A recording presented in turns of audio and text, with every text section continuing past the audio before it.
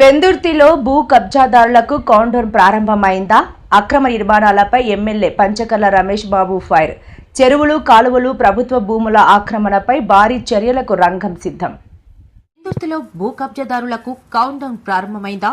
అక్రమ నిర్మాణాలపై MLA Panchakarla Ramesh Babu fire. చెరువులు, కాలువలు, ప్రభుత్వ భూముల ఆక్రమణపై భారీ చర్యలకు రంగం సిద్ధం. విశాఖపట్నం జిల్లా పెందుర్తి నియోజకవర్గంలో భూ ఆక్రమణదారుల గుండెల్లో వణుకు పుట్టించే పరిణామాలు చోటు చేసుకుంటున్నాయి.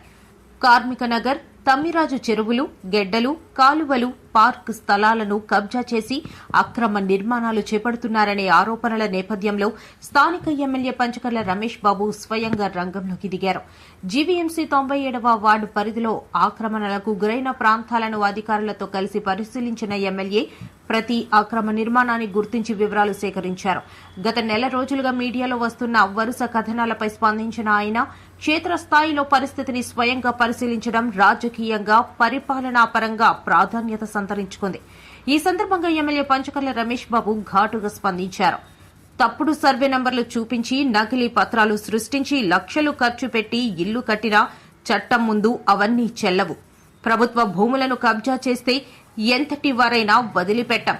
అక్రమ నిర్మాణాలన్నింటినీ గుర్తించి కూల్చివేస్తాం అని స్పష్టం చేశారు. ప్రభుత్వ భూములు, చెరువులు, కాలువలు ప్రజల ఆస్తులని, వాటిని కొందరు వ్యక్తిగత ప్రయోజనాల కోసం ఆక్రమించడం సహించబోమని హెచ్చరించారు. ఈ వ్యవహారాన్ని జిల్లా కలెక్టర్ దృష్టికి తీసుకెళ్లి ప్రత్యేక తనిఖీలు నిర్వహించి కఠిన చర్యలు తీసుకుంటామని వెల్లడించారు. అయితే మరోవైపు నిజమైన పేదలకు ప్రభుత్వం పూర్తి స్థాయిలో అండగా ఉంటుందని ఎమ్మెల్యే స్పష్టం చేశారు. అర్హులైన వారు ఎంఆర్ఓ కార్యాలయాన్ని సంప్రదిస్తే టిట్కో ఇల్లు లేదా ఇంటి నిర్మాణానికి అవసరమైన రుణ సదుపాయాలు కల్పించేందుకు చర్యలు తీసుకుంటామని తెలిపారు.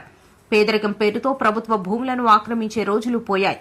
అర్హులకు న్యాయం చేస్తాం, కానీ ఆక్రమణలను మాత్రం ఏమాత్రం ఉపేక్షించమని ఎమ్మెల్యే తేల్చి చెప్పారు. ఎమ్మెల్యే రమేష్ బాబుతో పాటు GVMC zonal commissioner Shankar Rao, MRO Venkatapa Rao, assistant city planner Ramalinga Reddy, irrigation, revenue అధికారులు, కూటమి నాయకులు పాల్గొన్నారు. గత వారం క్రితం ప్రెస్ మీట్ చెప్పి పేపర్లు, టీవీల్లో, లోకల్ ఛానల్స్ వస్తున్న ఆక్రమణల మీద నేను మీడియాకి మాట ఇచ్చాను.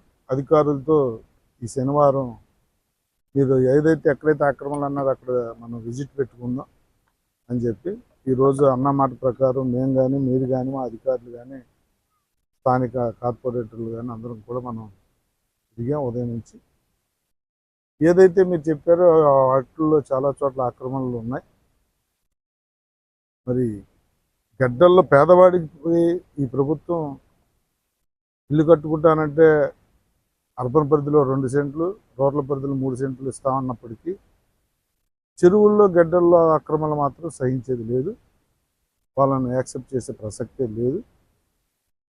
గౌరవ ముఖ్యమంత్రి గారి ఆదేశాల మేరకు మీరు ఇల్లు పెట్టుకుండా లేని వాళ్ళు, రెవెన్యూ వాళ్ళు కానీ, హౌసింగ్ వాళ్ళు కానీ గతంలో మీకు ఇల్లు ఉందో లేదో వెరిఫై చేస్తారు. వెరిఫై చేసి మీకు లేదు అంటే బాజా భజంతులతో మీకు స్థలం కానీ, ఇల్లు కానీ కేటాయించే బాధ్యత మాది. అది టిడ్కో అవ్వచ్చు, లేదా గ్రూప్ హౌసింగ్ అవ్వచ్చు, లేదంటే కట్టుకునే స్తోమత ఉంటే ఇండివిజువల్ 2 సెంట్ల స్థలం అవ్వచ్చు. మా దగ్గర స్థలం ఉంది, ప్రభుత్వం దగ్గర ఒక మంచి సంకల్పం ఉంది. అయినా ఆక్రమణలు చేసి మేము ఇలాగే వెళ్తామంటే మాత్రం ప్రభుత్వం చూస్తూ ఊరుకోదనేది మాత్రం మీ ద్వారా హెచ్చరిస్తా ఉన్నాం. ఈరోజు ఏదైతే మేము నోటీస్ చేశామో ఈరోజు సాయంత్రం కానీ, రేపు కానీ కలెక్టర్తో కూర్చుని వారిని కూడా ఒకరోజు మార్నింగ్ విజిట్కి రమ్మని మళ్ళీ వారికి కూడా మనం చూపిద్దాం. ఎలా చెరువుల ఆక్రమణకు గురవుతున్నాయో, ఎలా గడ్డల ఆక్రమణకు గురవుతున్నాయో, ఎలా కాలువలో ఆక్రమణకు గురవుతున్నాయో, శ్మశానాలతో సహా ఏది వదలకుండా, పార్కులతో సహా ఏది వదలకుండా ఎలా ఆక్రమణకు గురవుతున్నాయో ఒక 10 పాయింట్లు మనం నోటీస్ చేసి కలెక్టర్ని కూడా ఆ రోజు తీసుకొస్తాను. ఈ వారంలో కలెక్టర్ గారికి చూపించి ఎన్ని వందల కోట్ల ప్రభుత్వ భూమిని మనం కాపాడుకోవచ్చో ఎక్స్ప్లెయిన్ చేసిన తర్వాత చర్య మొదలవుతుంది. నేను ఒకటైతే చెప్తా ఉన్నాను, ఏ పార్టీ అనేది నాకు సంబంధం లేదు. ఆక్రమదారుడు, హక్కుదారుడు ఈ రెండే మా దగ్గర ఉంటాయి. కలెక్టర్ గారికి కూడా ఆ రోజు మీ ముందు అదే చెప్తాను. ఎరాఫేరీలు లేవు, ఎవరిని కూడా కాపాడే ప్రసక్తి లేదు. ప్రభుత్వ భూమి ఆక్రమించిన వాడు అయితే 2 రోజులు లేట్ అవ్వచ్చేమో కానీ చర్య తీసుకోవటం మాత్రం పక్క. ఏదైతే మెయిన్ గడ్డల్లో ఆక్రమించుకున్నారో వాళ్ళని వదిలే ప్రసక్తి అయితే లేదు. ఎందుకంటే భవిష్యత్తులో వాళ్ళు ఎంతో ఖర్చు పెట్టి పక్కా ఇల్లు కట్టేసుకుంటా ఉన్నారు. అది చాలా అమానుష్యం. భవిష్యత్తులో ఎప్పుడు కూడా డాక్యుమెంట్ మీకు చెల్లదు, మీకు డాక్యుమెంట్ రాదు. మీరేదో పక్క సర్వే నెంబర్ వేసి ఇంకేదో చేసి మీరేదో ప్లాన్ తెచ్చుకుని ఇల్లు కట్టేసినంత మాత్రం సంబరం చేసుకోవాల్సిన ప్రసక్తి లేదు. నిజం కొన్ని రోజుల తర్వాత నిగ్గు తేలుస్తాం. కలెక్టర్ గారు వచ్చిన తర్వాత పక్కా యాక్షన్ స్టార్ట్ అవుద్దని తెలియజేస్తాం.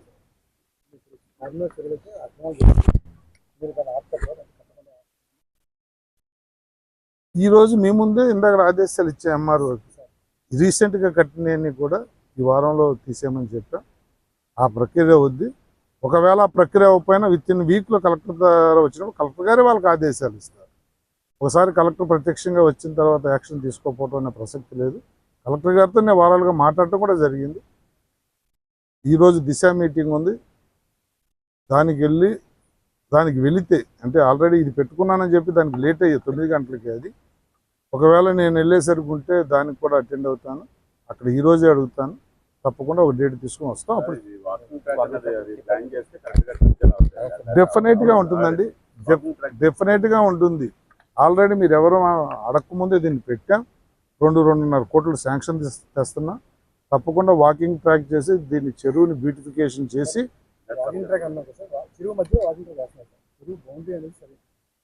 చెరువు మధ్యలో ఏం కాదండి. ఇప్పుడు మామూలుగా నాటడానికి ఇది పెట్టుకున్న దారి కానీ ఇదంతా చెరువే అవుద్ది. వాకింగ్ ట్రాక్ అనేది చుట్టూ బౌండరీ వస్తుంది అంతే తప్ప మధ్యలో వాకింగ్ ట్రాక్ రాదు. ఇదంతా కూడా ఇంకా డెప్త్ చేసి పక్కన చెరువు రైతులకు కూడా నీరు ఇచ్చే విధంగా దీన్ని బాగా డెప్త్ చేస్తామని కూడా